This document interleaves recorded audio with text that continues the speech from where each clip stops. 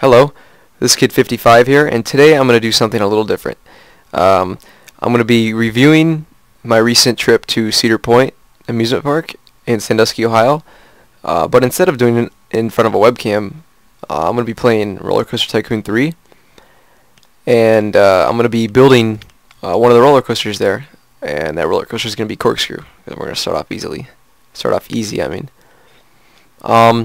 Little background info about my relationship with roller coasters, or Cedar Point really, is I've been going to Cedar Point for about 12 years now, staying at the Hotel Breakers there, and ever since I was a little kid I've been going there as far as I can remember. You know, I've ridden all the rides, you know, from Junior Gemini to Demon Drop, even to Millennium Force, Dragster, Maverick, all those rides.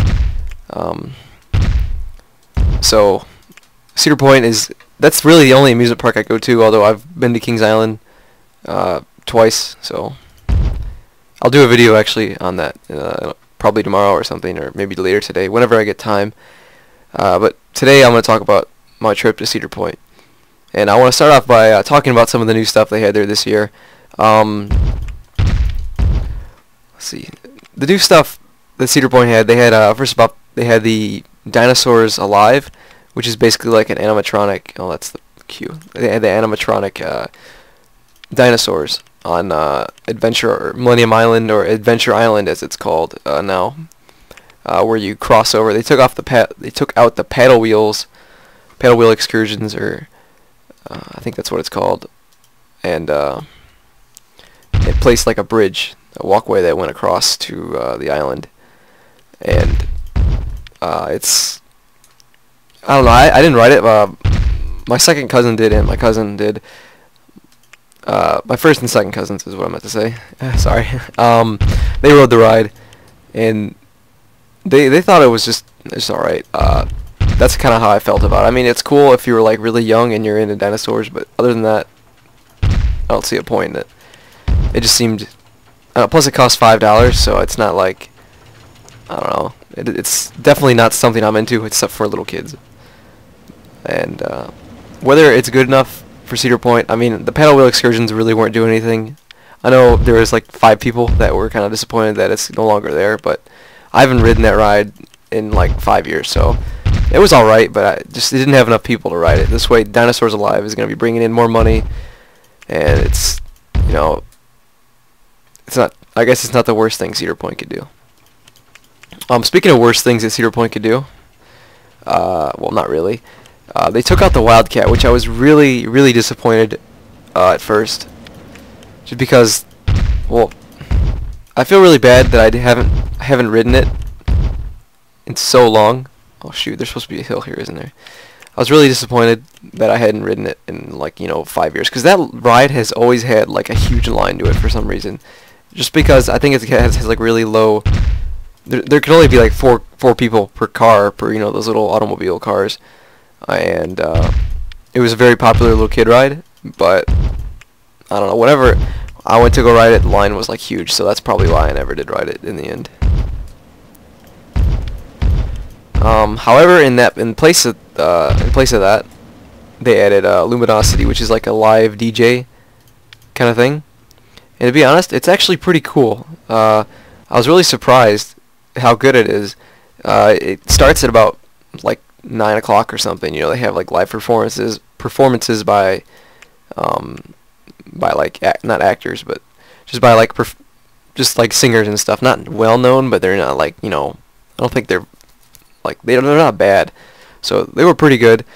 The real thing that was good though was the DJ that came out after the park closed, and like was out there for like until midnight, and that was crazy. That was I'm not sure. I think it was DJ Shadow who was out there. I'm not sure how popular he is. I don't think he's not that popular. Obviously Cedar Point's not gonna nab like, you know, Deadmau5 or something, some sweet DJ, but they did get someone who was like, you know, who knows the stuff, you know. So I thought that was a pretty good trade-off. You know, I'm sad to see the Wildcat go, but you know, whatever. It had to go sooner or later. Next thing I'll talk about that's new is Soak City added a new like racer, not racer, but yeah, it was like a drag. It's called like the Dragster Slide or something. I don't know. It seemed pretty cool. It was let's see. It's like a mat slide. There's like 6 different slides, and they all like start off going like around in helixes, and then they all meet up again, and this is like a racer, essentially. And it's all right. I mean, I like the slide that was there, but a lot of people didn't because it was rough. It was like this slide that you get air on, because you go so fast, and then it was steep hills. But I don't know.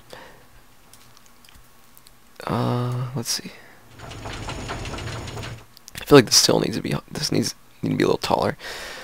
But yeah, it was all right. I mean, once again, putting new stuff in, just trying to attract people. They also painted the slides, which looked real nice, I'd have to say. Next thing I want to talk about is when I was actually in the park, the smoothness of some of the rides. I noticed that a few rides have gotten rougher over the years, which is that's not like surprising. But for example, Millennium Force. That ride used to be so smooth when I first rode it in like 2002, and now it's just kind of like it's really rough. Not really rough. Sorry, it's like it's not as smooth as it was. It's however, when I rode it again, I rode it like twice, and when I rode it again, it was a lot smoother, and I think it had something to do with where I was sitting in the car or in the train. Yeah, in the train. Yeah. I was sitting more towards the back on my second run, and oops, I have to change this a little bit. It depended where I sat. Oh shoot. And same thing for Magnum. Magnum was real rough when I rode it the first time, and then I changed seats. Not changed seats, but I moved like I think I moved to the front of the car. Yeah. Like for example, this right here is a car. The whole thing itself is a train. So I sat more towards the front of the car, like right here, instead of right here, and it got a lot more smoother. So I don't know.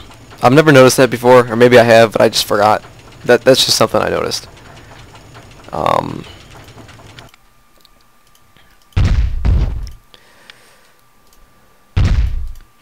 we go. That's the exit's like right here.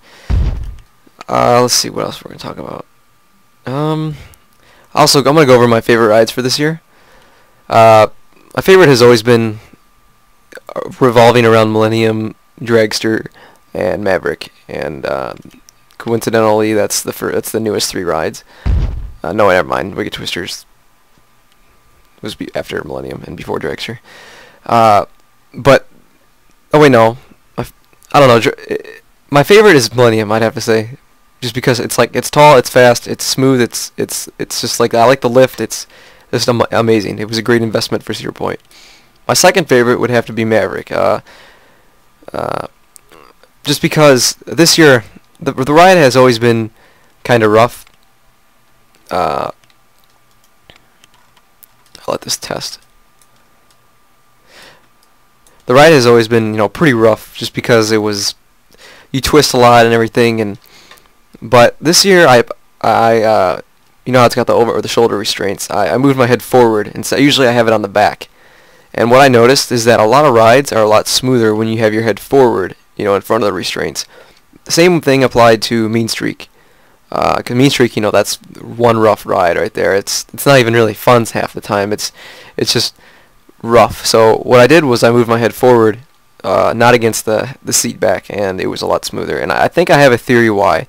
I think it's because when you have your head on the back, as the car or the train, moves and vibrates and jerks along the track, so does the seat back, because that's attached to the train. And if your head's against the seat back, it's going to vibrate too. Whereas if you have your head forward, it's going to act more as your neck's going to act as a shock absorber, and kind of dampen the motions. So That's just something I saw. Back to my top 3 favorite rides. Like I said, Maverick would probably be second, just because how out of control it feels and all that. Third would have to be probably Wicked Twister. Now I know I'm picking Wicked Twister over Dragster, but Dragster is just not worth it anymore. You know, you wait like an hour just to go on a 17-second ride, and it's just the best part is the launch. That's the only part that I really care about.